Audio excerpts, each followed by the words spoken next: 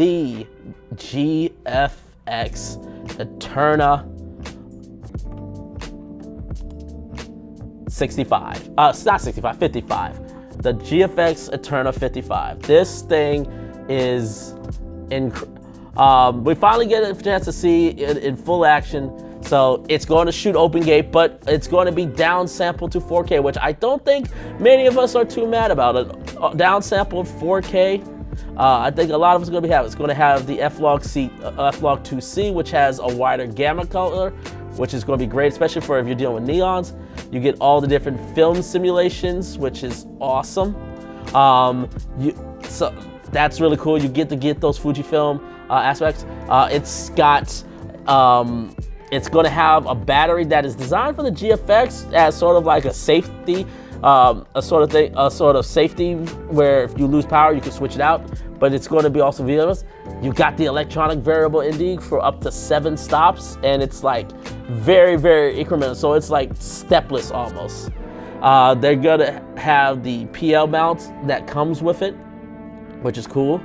Obviously, you get to get all these different formats and these different options, which is great. This is definitely, I think what a lot of people were hoping for when we started seeing cinema style bodies, but on a more run and gun broadcast style setup.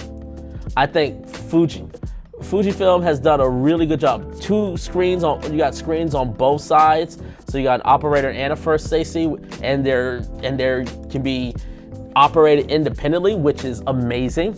And again, this is that the internal battery there where you could hot swap. And again, that's a great thing. And you can also use it to keep the weight down if you want to put it on gimbals. There's a lot to be said about this. Now, I think they said this thing is about like 14, 15 stops. Keep in mind, people, this is still the GFX sensor. So, if all y'all remember the critiques of the GFX 100, they're all still here. So, rolling shutter is not. It's very likely rolling shutter is not going to be its best suit. You're going to have to make a choice between dynamic range or rolling shutter.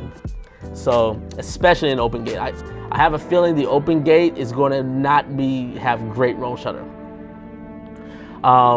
which is interesting when you start comparing it to the Ursa Cine 17K.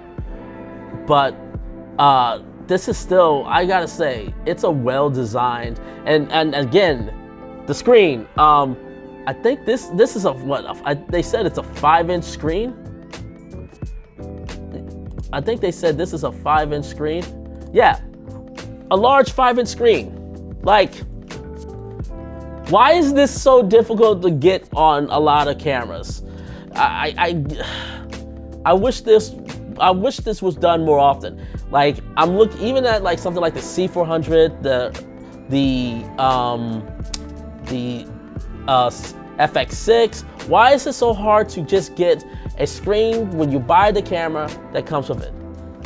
Speaking of buying the camera, you can buy, this is a large format, this is a medium format camera that you can actually buy. This is the second one, obviously with the Ursa Cine 17K being the first.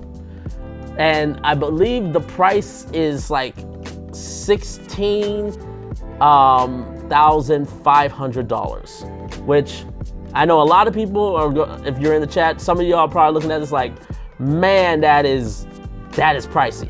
And I understand, but also let's keep in mind comparing this to the only other medium format camera that you can buy, which is the Ursa Cine 17K. That is what, $25,000? So this is significantly cheaper. You get to shoot, it has a 4:3 sensor. So if you guys are trying to deliver for social media, so again, spending $16,500 for social media, yeah, hey man, your choice, go ahead, go for it. But $16,500 but you can do, so you can shoot tall, but it also helps with anamorphics. I mean, with a 4.3 sensor, you'll be able to take advantage of 2 times or more, 2 times and 1.8 times anamorphics.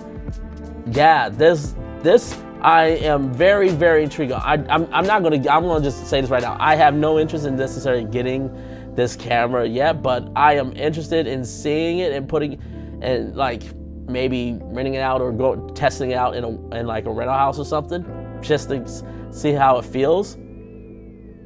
But kudos to Fujifilm for doing this.